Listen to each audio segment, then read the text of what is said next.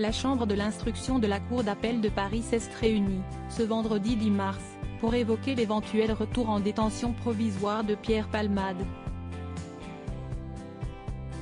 Une audience qui s'est tenue à huis clos, comme la précédente. Pierre Palmade doit toujours faire face aux conséquences de ses actes, un mois après le tragique accident de voiture qu'il a provoqué.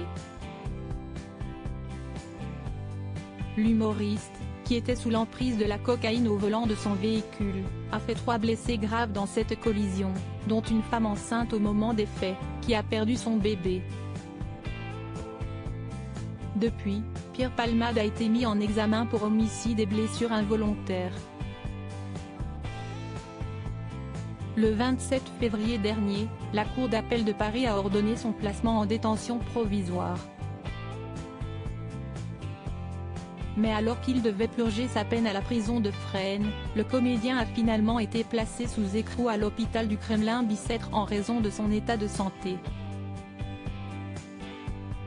L'affaire connaît un nouveau rebondissement quand, le 7 mars dernier, la justice ordonne sa remise en liberté sous contrôle judiciaire.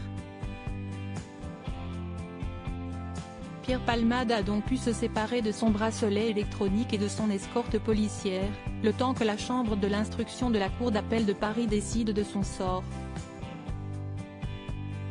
Pierre Palmade remis en détention?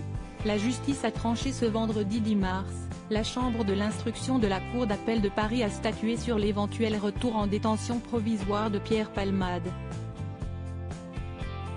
Sans surprise, l'audience s'est tenue à huis clos, comme la précédente. Et une fois de plus, l'acteur était absent pour raison médicale. Au terme de plusieurs jours de réflexion, la juge a pris sa décision, mais ne rendra pas son verdict de suite. En effet, d'après les informations de BFM Télévision, il faudra encore patienter pour connaître le sort de l'humoriste.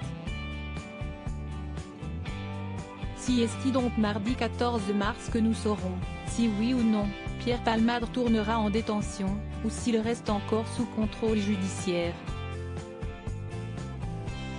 Affaire à suivre.